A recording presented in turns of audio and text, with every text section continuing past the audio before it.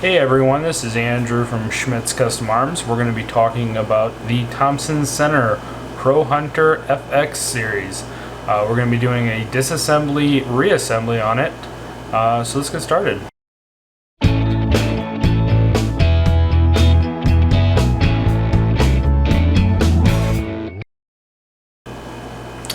So first what we're going to do is we're going to remove the grip cap.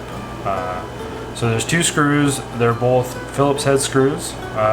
We just remove them and go from there. And underneath is a Allen head screw. It's going to be a 3/16 screw.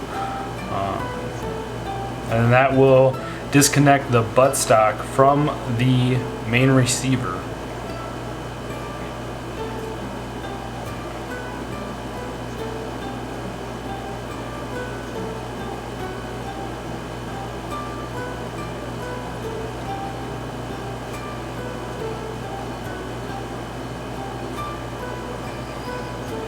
So now once the buttstock is removed, we will go ahead and start removing the forearm. There's two screws on this. I use a large flathead screwdriver. Just to make a note, the rear screw is actually a little bit shorter, or longer, sorry, it is longer than the front screw. If you mix these up, the rod,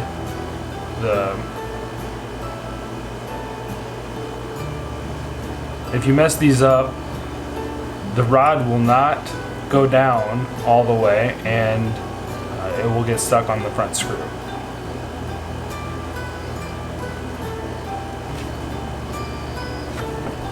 Now that we have all that removed, what we're going to do is we're actually going to remove the trunnion, which is that large round piece that the action actually cams off of, or pivots off of.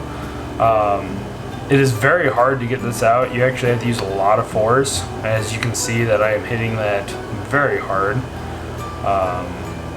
And I'm using a brass punch just so that way it doesn't mar it up.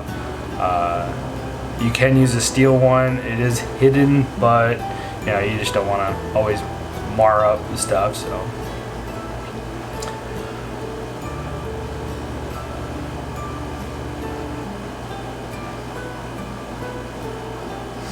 alright, so now what we're going to do is we're going to remove the basically the locks from this, and it's just there's a roll pin in there. It's very easy, just pop it out. Make sure you hold on to the actual locks. They do tend to fly out, and they are spring loaded, and there is a spring in there. I did not remove it. You can remove it if you'd like. It's not necessary. If it slides out a lot, I would definitely remove it, but it's up to you.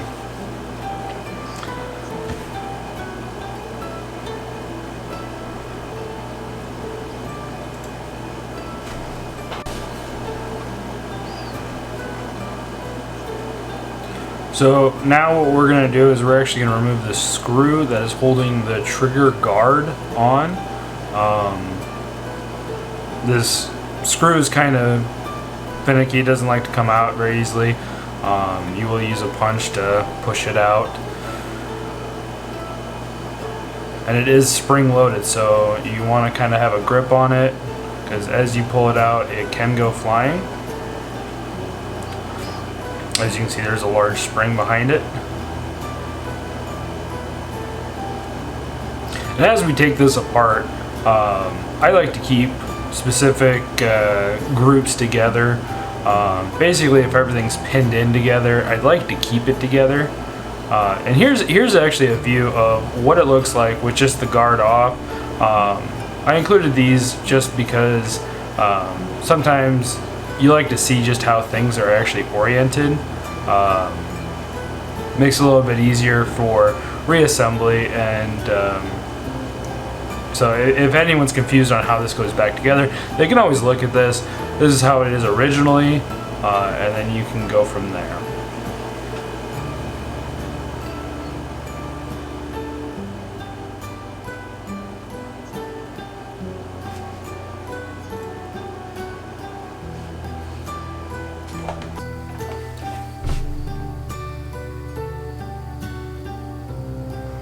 So right now what we're going to do is we're going to actually just remove the trigger out of the receiver.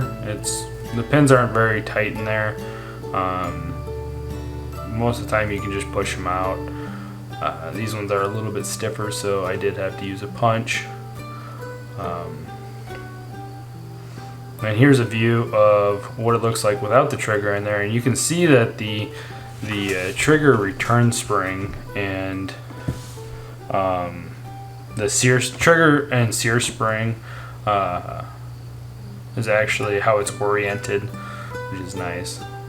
Alright, so now we're taking out the sear, the interlock, and the trigger and sear spring. Pay close attention to how these are laid in there. It will really help you when reassembling. And we'll get into that. I'll show you later on how to actually put those in correctly. So right now we're taking apart the hammer assembly, which this is going to include the main spring strut, the hammer spur, and another strut which will hook onto the spring that was attached to the trigger guard.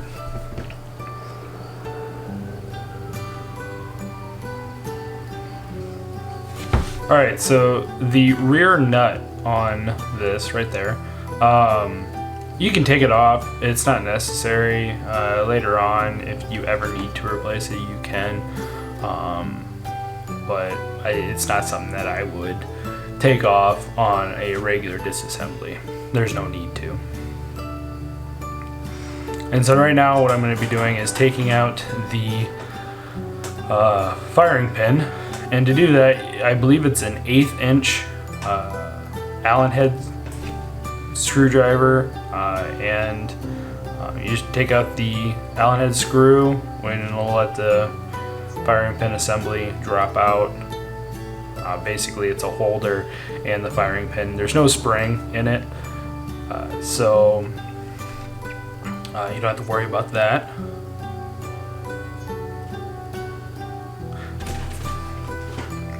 So we're reassembling now.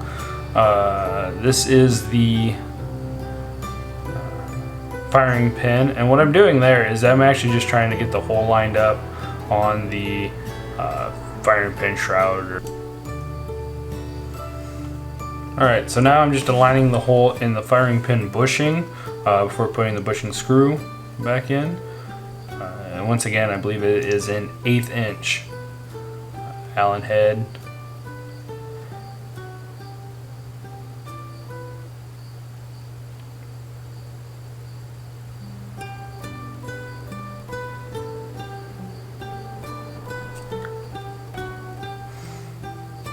Alright, now that it's in place, we will go ahead and assemble the hammer. And so what you can see here is there is a little cutout recess in the bottom of the hammer, and that's meant to mate up with the top of the spur, the hammer spur.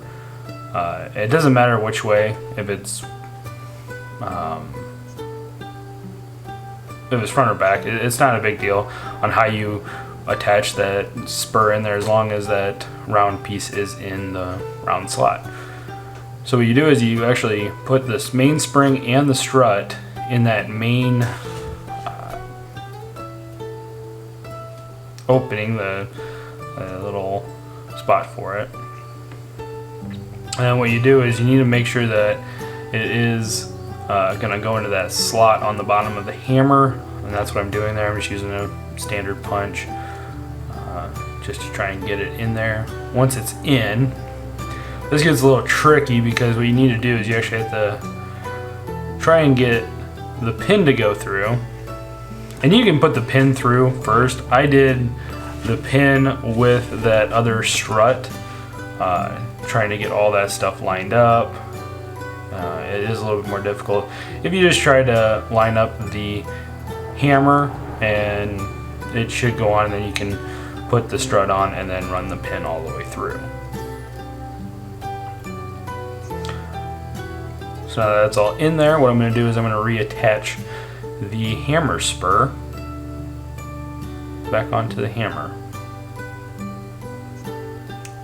And I'm actually not sure what Allen head that is. I'm thinking it's probably like 5/32, I believe. I'm not sure on that.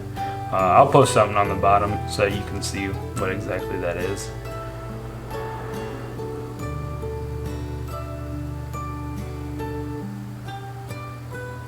Alright, so now what we're going to do is we're going to assemble the sear and the interlock.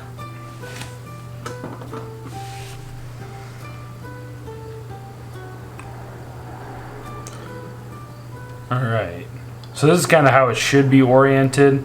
As you can see, there's a little slot on the upper part of the sear. That's going to be towards the top. And there's the trigger and sear spring. And the way that's going to get oriented is, well, let's get in the picture. Kind of just like that. And then that,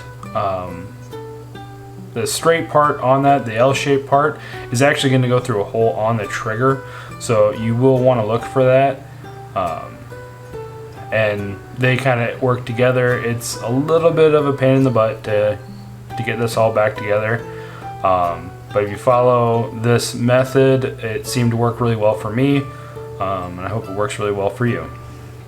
So I hook the interlock and the sear together. Basically, I just put the sear through the hole in the interlock. And then I start the pin, just so that they don't fall out on me.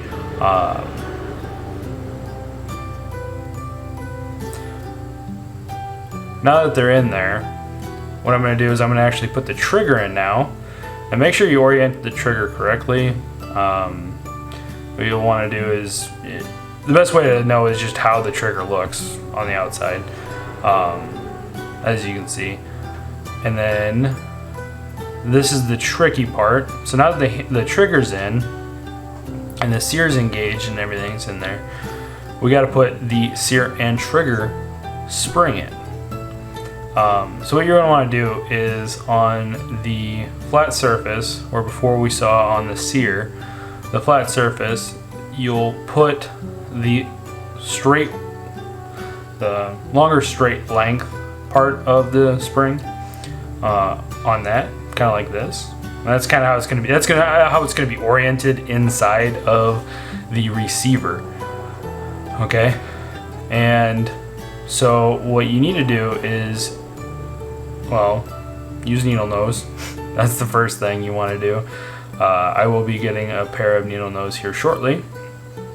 There they are.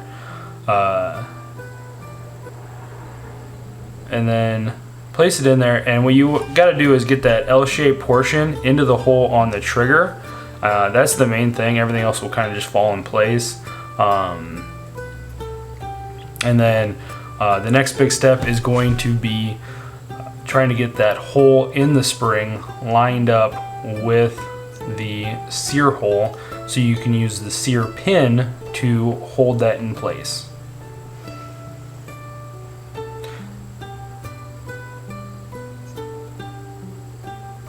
And so what I did was, to make it really easy, is I used a punch to grab onto that the hole in the sear and trigger spring. That way I could align it so that that pin could go through. Doing it any other way, it just makes it really difficult and very time consuming. This was the fastest way I could put this back together. Next we're going to put on the trigger guard, and you'll have to put the trigger guard spring on, and you have to note that you gotta try and get that strut to line up with the hole in the back end, as you can see there. Once you get that, it'll allow you to actually compress the guard onto the receiver so it all lines up correctly. And just like that.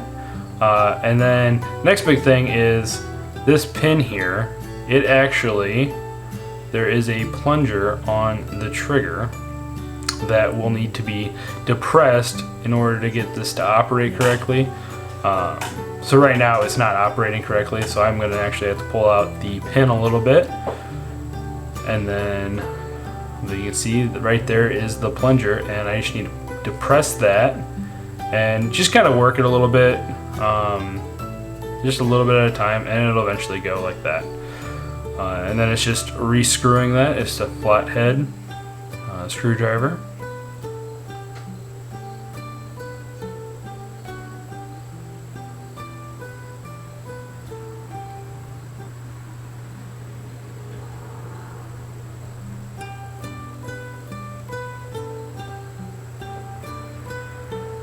Alright, and then a systems check, make sure everything works, trigger works, everything's operational.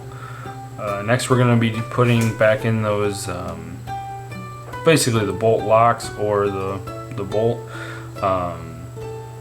This is what locks it into the actual action. And then we have that roll pin. And sometimes what I do is I get started just a little bit just to get it going. It makes it a little bit easier on the pin. You don't end up flaring it out. This is actually a special roll pin punch. It's for putting these in. The other end of it is actually kind of a tube that those go into. Now that I got it in there, I'm just using the nylon end of my hammer to get it in there a little further, and that wasn't working very well, so I switched over to the brass. I always try to use the nylon first, just because the brass does leave the brass marks, and then you got to take those off and whatnot. So now this is a roll pin punch, and I'm just seating that roll pin so it doesn't rub on anything outside of the hole. And that's all attached. The next thing is going to be putting the trunnion back on the firearm. And actually, you'll see here. Well, let's go with this. The marks you see there, the little serrations, the horizontal serrations, those are for like seating it into the receiver. There will be a matching set of those on the receiver, so you kind of want to keep it on the same side.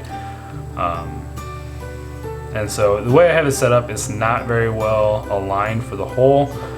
You will want to open it up, and you'll see me do that right here. And then slowly get it on line. Now it's on line, and then hit it very hard. Just be careful not to slip off or bang into anything else. I'm obviously using the nylon end, so that way I don't have an issue with it. Once you get it seated, we're gonna put the forearm on, and as you can see, I am checking to see which one is the shorter one. Like I said before, the shorter one goes up front, the longer one in back, and that's for the ramrod, so that it will go all the way into the gun. And that's just a large flathead screwdriver. And on those, I mean, I tighten them. I don't get crazy with it. You don't need to. They will hold in pretty well.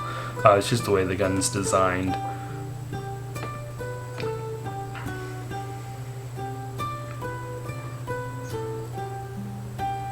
So now I'm installing the ramrod just to make sure everything is working together properly. Alright, so next up is the buttstock. What we're going to do with that is we are going to get it set in there. As you can see, I'm having some troubles with that, and that is due largely in part to the pins sticking out. And like I said, they are in there kind of loosely. They do like to walk, so you might have to tap them back in and make sure that they are the way they need to be. They are flush with the receiver. Alright, so now we got the Allen head screw, and we'll just tighten that back up. This one I usually go a little bit tighter with how I tighten it, just because all that recoil is going to be basically being held in place by this screw. I mean, you don't have to over torque it. If you do, you could strip out the threads. I don't really know the grade of screw that is and how strong it is, so just be careful with it. You could use blue Loctite on there if you were concerned about it, or if your stock keeps coming loose. And then we just put the grip cap on, and it's those two Phillips head screws. And don't over tighten these because it is a very small thread and you are screwing into plastic, and it's likely to break that. And there you have it. There is the Thompson Center Pro Hunter FX firearm, disassembly, reassembly. And right now we're just doing a little systems check and make sure everything's working correctly, and it is. All right. Till next time, have a good one.